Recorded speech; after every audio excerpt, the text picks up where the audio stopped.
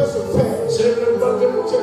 C'est pourquoi ce matin, nous te prions et te supplions de prendre toute la place afin que les cœurs que voici soient touchés, guéris, transformés, bénis au nom de Jésus. Et les malades soient guéris, et les opprimés soient libérés, et les opprimés soient libérés, et les opprimés soient libérés, et les opprimés soient libérés, les opprimés libérés, les opprimés libérés, au nom de Jésus. Oh, merci. C'est au nom puissant de Jésus que nous avons.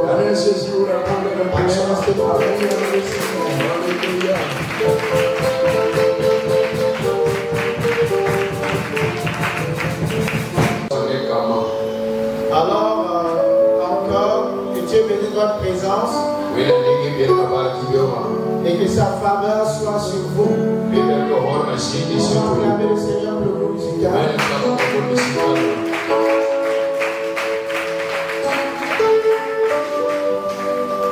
Aujourd'hui, c'est le 5 mai, on a le front missionnaire. Nous avons acquis le terrain par la grâce de Dieu. De l'autre côté, vers Lucie.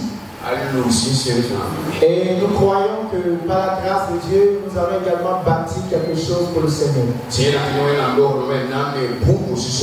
Nous sommes en train de faire les plans. Ou le plan. Et par la grâce de Dieu,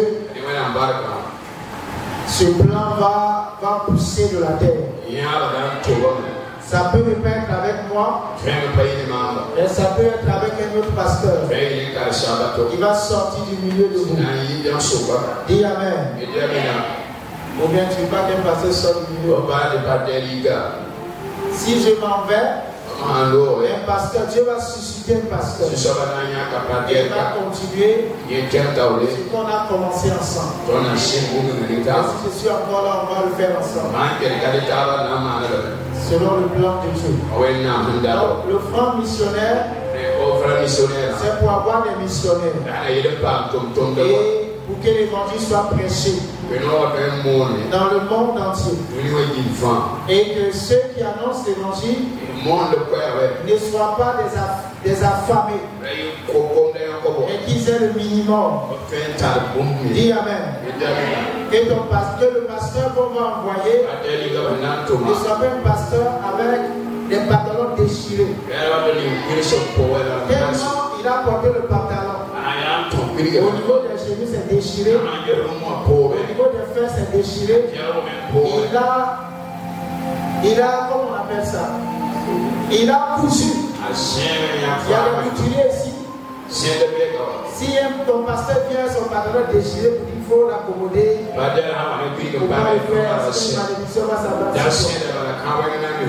Amen. Dans notre vision, c'est d'envoyer des serviteurs de Dieu, mais avec le minimum. C'est pourquoi nous nous préparons. La Bible dit que celui qui veut aller loin doit préparer sa monture. Donc nous nous préparons. Amen. Peut-être qu'un matin, on va t'appeler, on va dire c'est toi que Dieu a choisi. Tu seras suivi. Mais c'est comme ça. Élisée était dans son champ, en train de cultiver. Et Dieu a dit à Élie, va, choisis l'Élysée. Et quand il est allé, Élisée n'a pas dit non.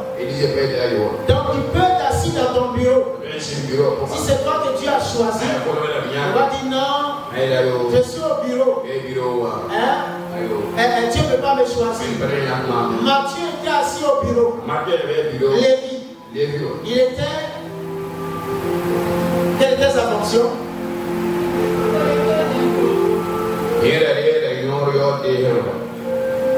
Il était dans les finances. Mais quand Dieu l'a appelé, il n'a pas dit non, je ne peux pas.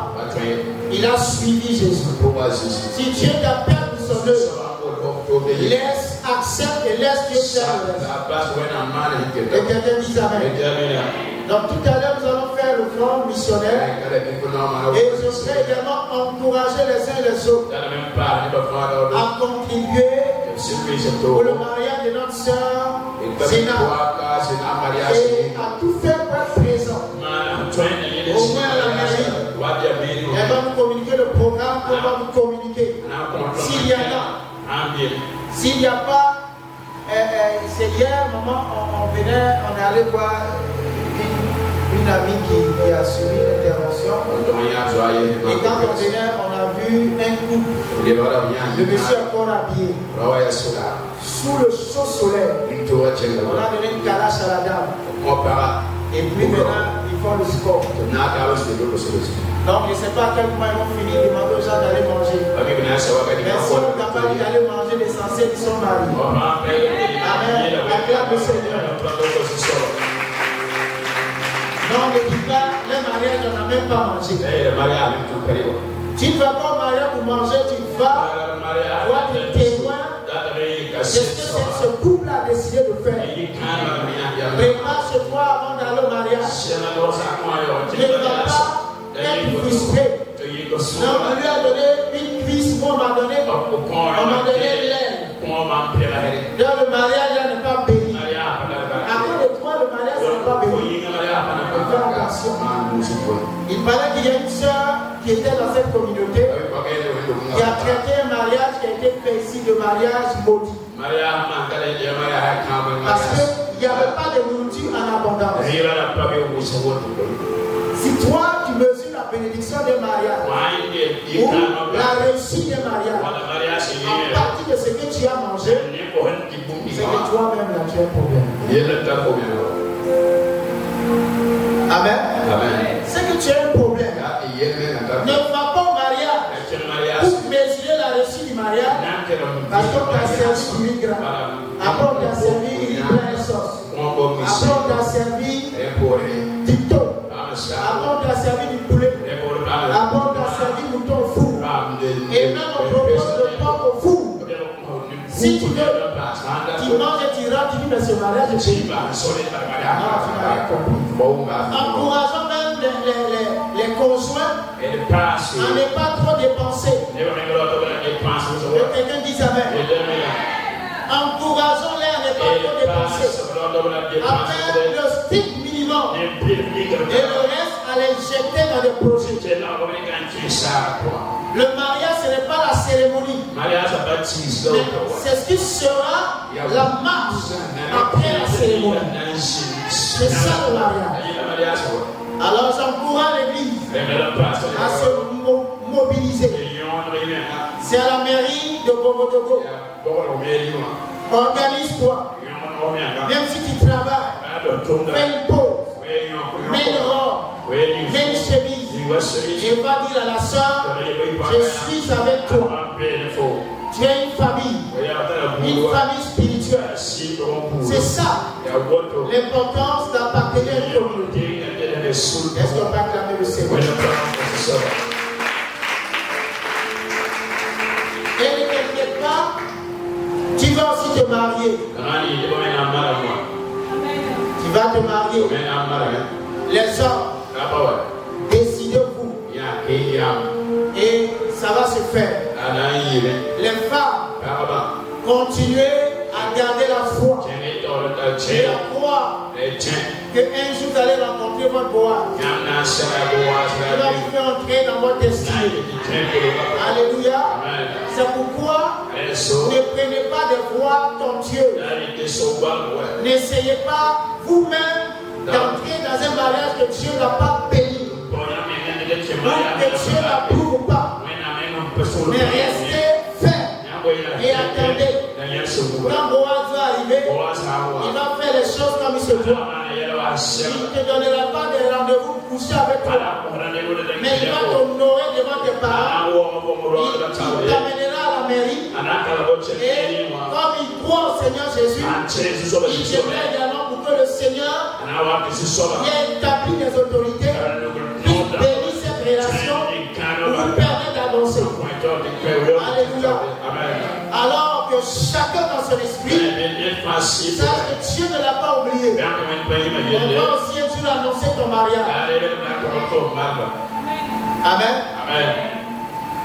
Donc, si tu es assis, tu es une soeur, un frère de l'église t'approche. J'ai entendu des gens dire que souvent quand les frères approchent les soeurs du même communauté, les soeurs ne les prennent pas au sérieux. Si par exemple il y a un frère, tu peux le prendre au sérieux. Dis Amen. Amen. Ah, votre amen est faible. Le jour Baptiste va venir vers toi. Pourquoi il y a un Baptiste toi aussi? Prenons-le au sérieux.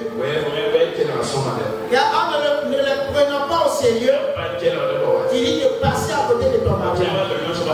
Et des années plus tard, le Patrice que tu minimisais, c'est lui qui est le porte-parole du gouvernement du Burkina Faso. Et quand tu passes à la télé, tu graves ta tête. Et même quand tu étais à la télé, tu dis dans le journal du Burkina, il n'y a rien de bon. Parce que le Patrice est en train de parler. Amen. Amen. Celui que tu ne considères pas aujourd'hui, demain peut être à la tête. Et tu n'auras que des yeux pour pleurer. Et quand tu le vois, tu dis, c'est un faux type. C'est un faux type. Alors que ce n'est pas vrai. Mais je prie que ce ne soit pas le cas. Au nom de Jésus. Acclame le Seigneur.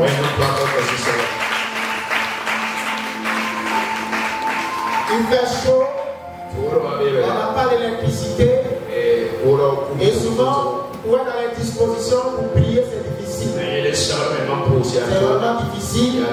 Mais que le Seigneur nous fortifie. Et que chacun à son niveau, dès que l'occasion se présente, parle à Dieu. Prie le Seigneur. Parce que cette chaleur que nous vivons, que le Seigneur nous épargne l'enfer. Parce que l'enfer n'a rien à voir avec cette chaleur. Non seulement c'est le feu, mais la Bible dit que c'est dans les ténèbres. Il fait chaud et c'est dans le noir. Donc ça n'a rien à voir avec ce qu'on vit. C'est terrible là-bas. Alors que Dieu nous donne la force de pouvoir demeurer en lui jusqu'à notre mort pour éviter ce lieu terrible. Il faut avoir vécu un peu au Burkina pour savoir qu'il fait chaud. Quand j'étais à Abidjan, c'était un frère qui disait qu'à Boaké, il faisait plus chaud qu'à Abidjan. Et souvent, on avait des joueurs internationaux qui venaient jouer à Abidjan. Et quand ils arrivaient, souvent ils ne jouaient pas bien. Quand on leur demandait, ils disaient qu'ils faisaient trop chaud. Donc, souvent la population est énervée. Et la population dit, quand tu es né à Abidjan ici, tu allais maintenant, tu joues en France, la neige est tombée un peu sur toi, tu viens en Afrique, tu fais le malin. Ce n'est pas une histoire de malin, bien aimé. La chaleur, ce n'est pas une histoire de malin. Quand il fait chaud, il fait chaud. C'est pourquoi que Dieu nous évite l'enfer. Dieu nous évite l'enfer. Parce que là-bas, c'est pour l'éternité. C'est pas une histoire de ce qu'on appelle pas faire le devoir arranger son matériel. Là-bas, le diable ne va pas arranger son matériel. Pour que tu aies la lumière. C'est le feu. Et Dieu nous délivre de cela. Au nom de Jésus. Nous allons prendre rapidement nos Bibles dans le livre de Marc, chapitre 9. Nous allons lire du verset 1 au verset 4. Marc, chapitre 1, verset 1.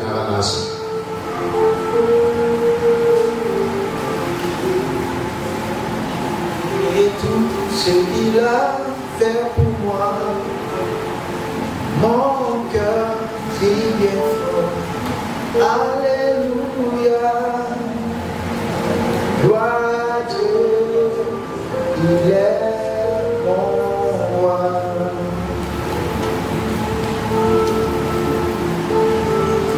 Vous y êtes?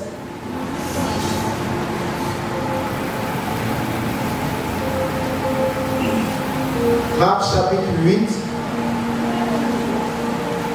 J'ai dit 9. Ok, merci. Nous allons lire à partir du verset 1 au verset 4. Il leur dit encore, je vous le dis en vérité, quelques-uns de ceux qui sont ici ne mourront point, qui n'ont vu le royaume de Dieu venir avec puissance. 6 jours après, Jésus prit avec lui Pierre, Jacques et Jean, et il les conduisit seuls à l'écart sur une haute montagne. Il fut transfiguré devant eux. Ses vêtements devinrent resplendissants et d'une telle blancheur qu'il n'est pas de foulon sur la terre qui puisse blanchir ainsi.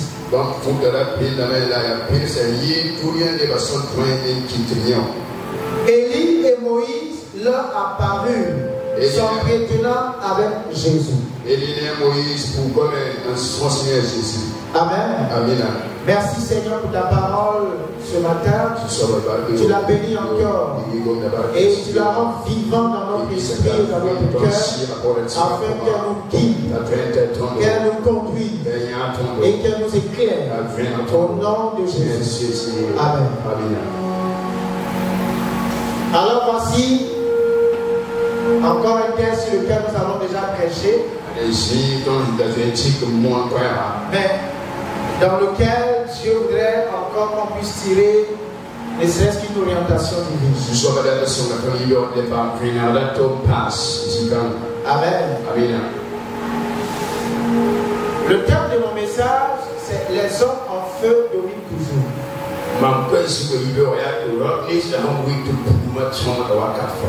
Les hommes en feu dominent toujours. Alors ce texte que nous venons de lire, c'est vrai que nous n'avons pas vu le mot feu, l'expression feu dans ce texte. Mais ce texte nous parle de Jésus qui d'abord fait une révélation à la foule et aux personnes qu'il suit. Au verset 1er, Jésus dit, en vérité, quelques-uns de ceux qui sont ici ne mourront point, qui n'ont vu le royaume de Dieu venir avec puissance.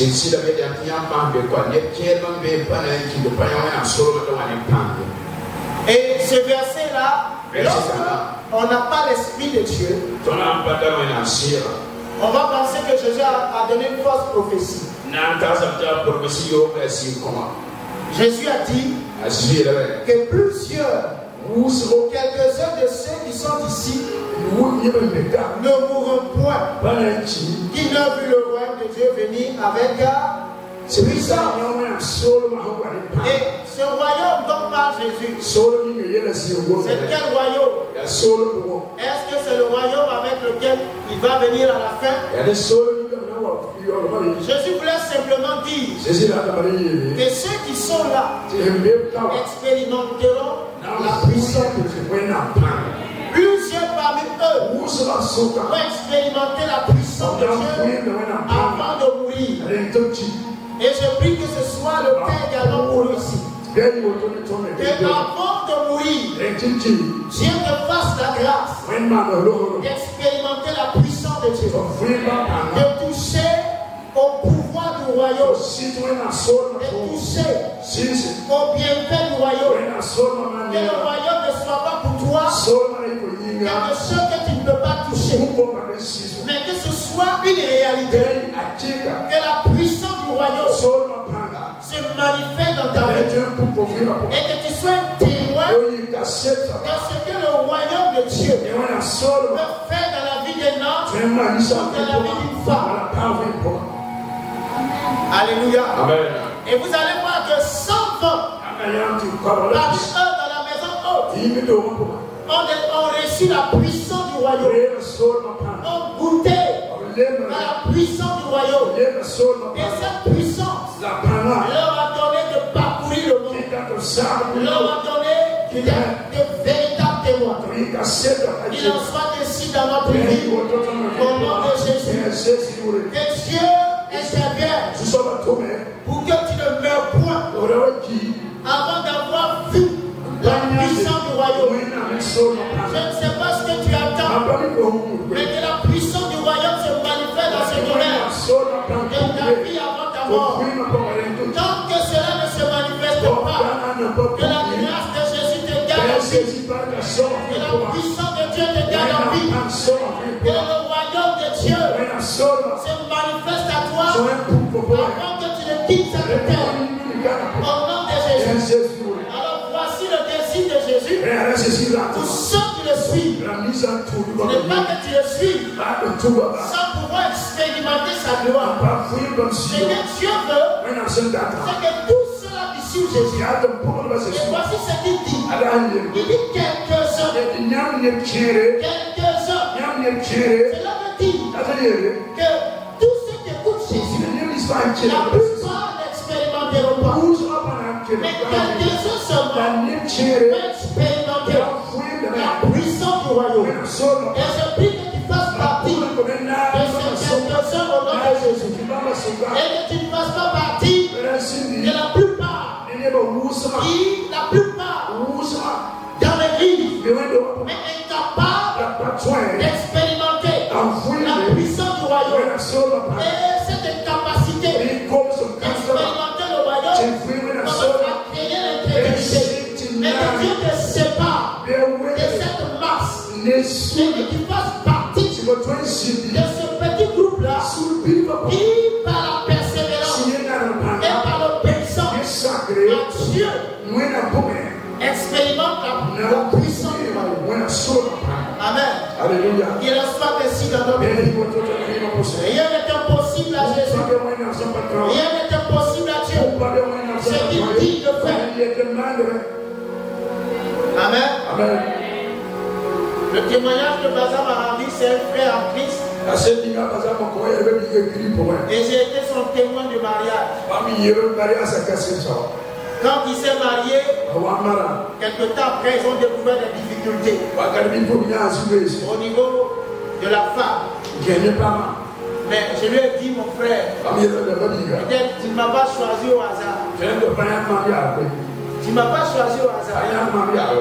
Tu m'as choisi parce qu'il y a une tempête que tu devais traverser. Mais reste fidèle. C'est que les médecins disent, ou ce qu'on voit, Dieu a au-dessus de cela. Il a patienté. Et dans la nuit d'hier à aujourd'hui, il ne peut pas. Est-ce que Dieu ne peut pas faire? Qu'est-ce que Dieu ne peut pas faire? Même si tu vas à l'hôpital et qu'on te dit que tes ovaires ont disparu, tes ovules ont disparu, tu sens les petites danses parce que tu as caché ça. Et tu es en train de fortifier ça. Tu as caché pour que les sorciers de ta famille, ils voulaient chaque nuit enlever tes ovules pour ne puissent pas te voir. Mais un matin, ce médecin qui a vu que tu es une femme sans ovules, avec beaucoup d'étonnement, constatera que tu es enceinte et que dans 9 mois tu enfanteras au nom de Jésus. C'est ce que Dieu fait. C'est quoi, quel que soit ce que nous pouvons voir devant nous, nous devons garder la foi et continuer à dire quelques-uns de cette génération, quelques-uns ne mourront point sans avoir vu le royaume avec puissance. Sans avoir vu le royaume avec puissance. Bien aimé, la puissance du royaume, ce n'est pas de voir un homme seulement, mais la puissance du royaume, c'est de voir une situation se décanter dans ta vie. C'est de voir un miracle s'opérer. Là où tu perds espoir, c'est ça la puissance du royaume. C'est pourquoi l'apôtre Paul dit que le royaume des cieux ne consiste pas seulement en parole, mais en puissance de Dieu. Et fasse ta grâce. Et fait partie de ce petit cercle qui expérimentera la gloire de Dieu.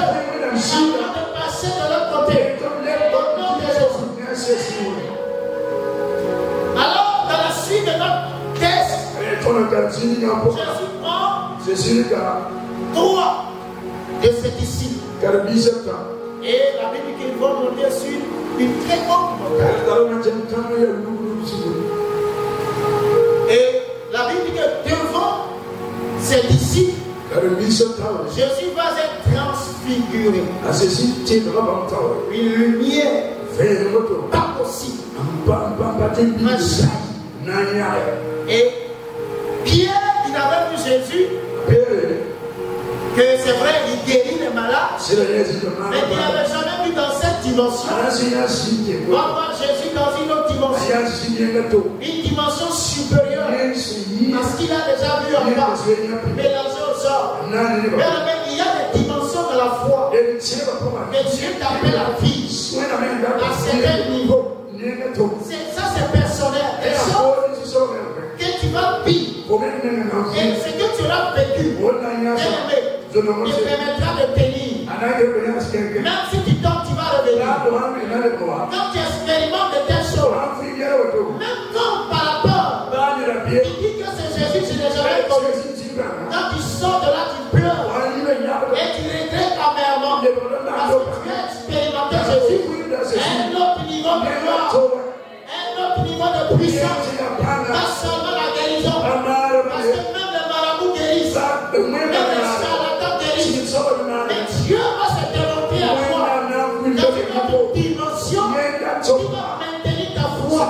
Quel que soit ce que tu vas vivre, tu n'abandonneras pas, tu ne renieras pas, tu resteras ta chose Seigneur, parce qu'il va laisser éclater les domaines spécifiques de cette personne à tes yeux. Il va faire ici au nom de Jésus. Alors, il est transfiguré. Et dans cette transfiguration, deux individus vont apparaître. Moïse et Élisée. Merci ma femme. Merci ma femme. Oui, merci papa de femme de sauvage. Merci ma femme. Et Dieu te bénisse. Parce que les femmes sont là comme ça. Voilà. Moïse et Élie apparaissent.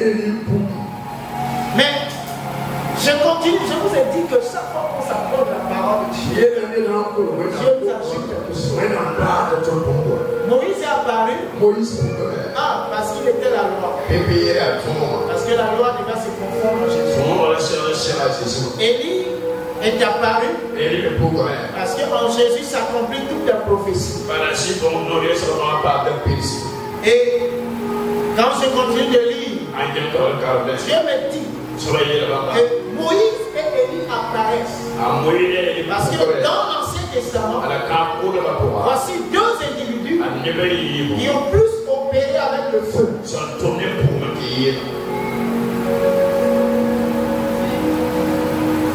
Moïse a opéré avec le feu. Quand lui, il monte sur la montagne, il y a le feu là. Il va s'asseoir et il parle avec Dieu. Élie, lui, fait descendre le feu du ciel. C'est un amusement. C'est comme elle quittait ici et allait à la boutique. Donc voici deux individus qui apparaissent et qui s'entretiennent avec Jésus.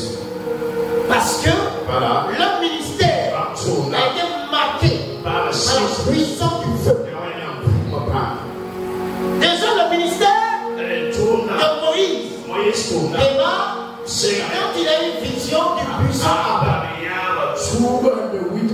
feu. Il s'est détourné pour voir. Dieu lui parle à travers un puissant en feu, mais qui ne se consume pas.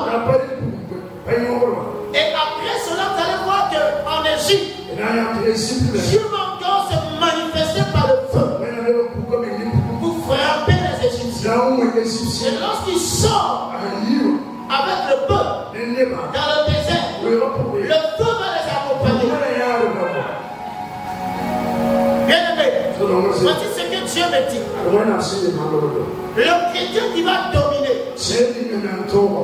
dans ce siècle ici est un feu qui laissera le feu de Dieu brûler en lui. Le chrétien qui va dominer, le chrétien qui va régner, ce n'est pas par l'argent, ce n'est pas par le bien matériel, mais le chrétien qui va dominer dans ce monde, qui va faire plaisir le monde éternel, c'est celui-là en qui il aura le feu de l'esprit dans son ministère. C'était le feu. Le feu. Il était rempli de feu. Et vous allez voir dans le livre de Lévitique, celui que Dieu va lui inspirer. Le feu était partout. Dans la présentation des sacrifices, le feu devait consumer. Dans la chambre, dans le tabernacle, le lieu très saint, il y a ce chandelier allumé dont la lumière ne s'éteint point. Et dans le livre de Lévitique, il y a le feu partout. Et Dieu ne bâtit pas avec le feu. C'est pourquoi quand les enfants de Aaron ont voulu envoyer du feu étranger, Dieu les a frappés. Bien aimé, le feu de l'esprit, c'est ce feu qui va vous donner de dominer dans ce monde. Et voici ce que l'esprit de Dieu me dit. Celui qui ne se laisse pas remplir par le feu aujourd'hui risque d'être brûlé par le feu à la fin. Est-ce que quelqu'un comprend? Celui qui marche avec Jésus, qui se laisse remplir par le feu, évitera le feu de l'enfer. Mais c'est lui qui fait tout pour ne pas être rempli du feu de Dieu. Il allait goûter au feu éternel. C'est pourquoi, bien aimé, il est bien pour toi et pour moi de travailler maintenant, être rempli du feu de l'esprit. Car c'est ceux-là qui sont remplis du feu qui dominent et qui sont convoqués à des réunions solennelles devant Dieu. C'est ceux-là qui travaillent par le feu de l'esprit, qui sont invités. Quand Dieu a des choses importantes à dire, Moïse et Élie apparaissent, pas avec Jésus, parce qu'ils ont opéré avec le feu. C'est pourquoi la Bible dit que si tu n'es ni chaud ni froid, je te promirai. Mais combien sommes-nous aujourd'hui? Nous ne sommes même pas froids, nous sommes congelés. Congelés. Aucun feu. Aucun feu dedans de nous. Et quand il n'y a pas de feu, la crainte de Dieu n'y est pas. Le feu de Dieu attire, manifeste la crainte. Mais lorsque le feu de Dieu n'est pas, bien aimé, il faut chanter tous les cantiques du monde. Mais la crainte de Dieu ne sera pas. C'est pourquoi Jésus pouvait dire aux pharisiens, au peuple, ce peuple honore des lèvres, mais son cœur est éloigné de moi. Comment quelqu'un peut chanter Dieu, peut parler de Dieu et avoir le cœur éloigné de Dieu? Lorsqu'on n'est pas rempli du feu, on devient un vrai comédien. Dans la maison de Dieu, on devient comédien. Lorsque le feu est absent, on devient un vrai hypocrite. Mais lorsqu'on a le feu de Dieu, on devient le chrétien authentique. Il marche à la gloire de Dieu et sacrifie ce monde méchant. Nous regarde et reste très loin de nous. Je prie ce matin que nous fassions partie des chrétiens de cette génération génération remplie du feu de l'esprit. Qui brûle, que le feu brûle dedans de nous. Au nom de Jésus. Sans le feu, tu vas finir par abandonner. Sans le feu, bien-aimé, tu risques d'aller goûter au feu de l'enfer. Car tout est une question de feu. Est-ce que quelqu'un me suit? C'est pourquoi nous devons aspirer au feu de l'esprit.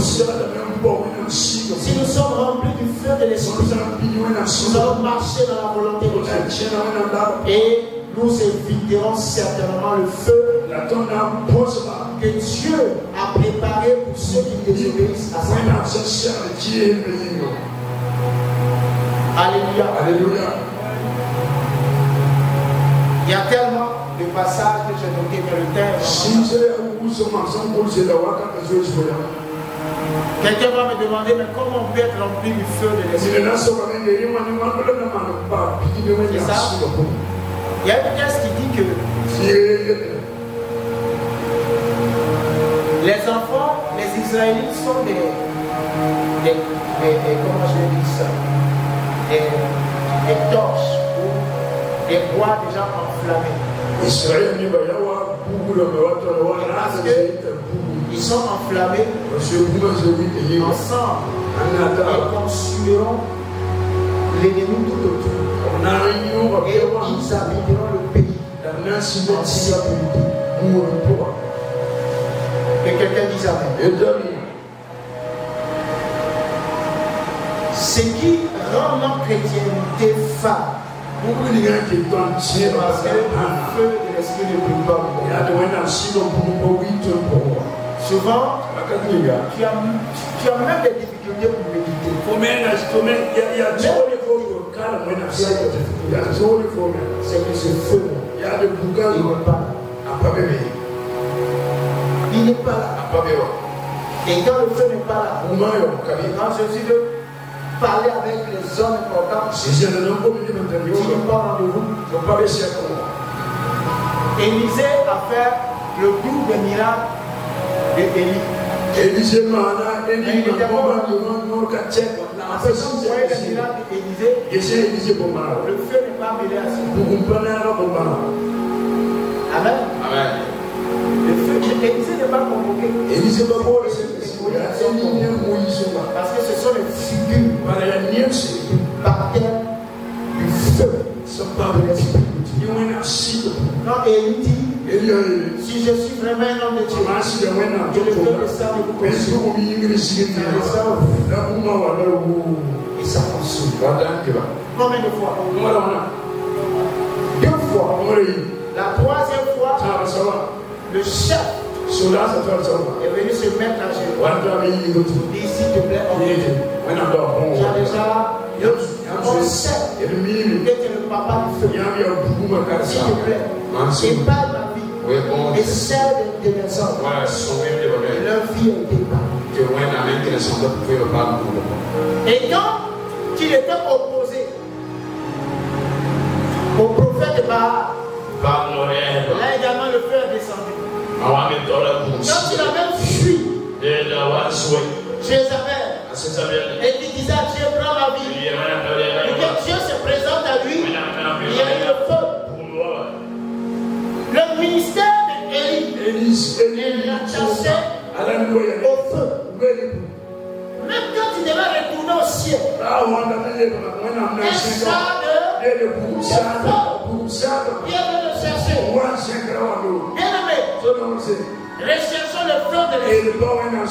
Toutes ces choses que nous voulons, je veux prier des heures, je veux évangéliser, je veux faire ceci, je veux faire cela, je veux dire à quelqu'un, s'il n'y a pas le feu de l'esprit en toi, qui serait capable de faire tout le reste.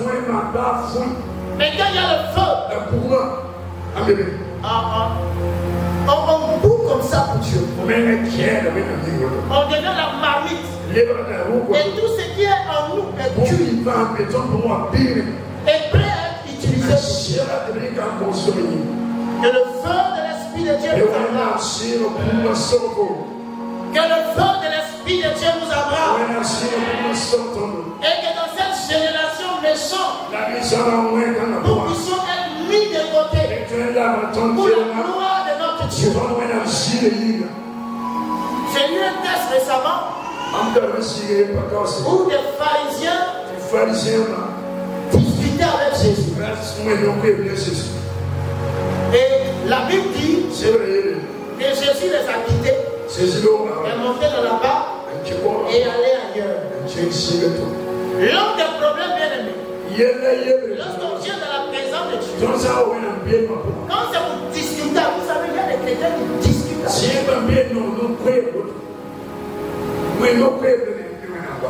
Dans la définition de discuter, il y a une partie qui fait ressortir l'action de concrétiser, de venir avec des idées opposées à ce que l'homme a entendu. Donc, si nous sommes à l'église et que nous devons passer tout le temps à discuter avec la parole de Dieu, avec l'Esprit de Dieu, avec la volonté de Dieu, Jésus prend cette clique et c'est clair. Jésus est monté dans la barque. Il a dit à ses disciples, en reposant, ces gars-là ne veulent rien apprendre, ne veulent rien recevoir de moi. C'est qu'ils veulent, c'est discuter, me piéger, discuter, me concrétiser, discuter, pour chercher des failles pour m'accuser. Ils ne recevront rien de moi. Alors, lorsque tu viens à l'église et qu'une parole est prêchée, même si elle est difficile, va dans la présence de Dieu et dis à Jésus, cette parole, elle est de toi, à qui il est. Cette parole, je sais qu'elle me donnera la vie, mais regarde-moi, je suis incapable de la mettre en pratique, Seigneur. Mais je sais que la vie viendra de cette parole. Aide-moi, Seigneur, à obéir à cette parole. Aide-moi, Seigneur, à honorer cette parole. L'Esprit de Dieu t'aide. Mais quand on vient, tu viens dans la présence de Dieu, et qu'une parole sort, et que cette parole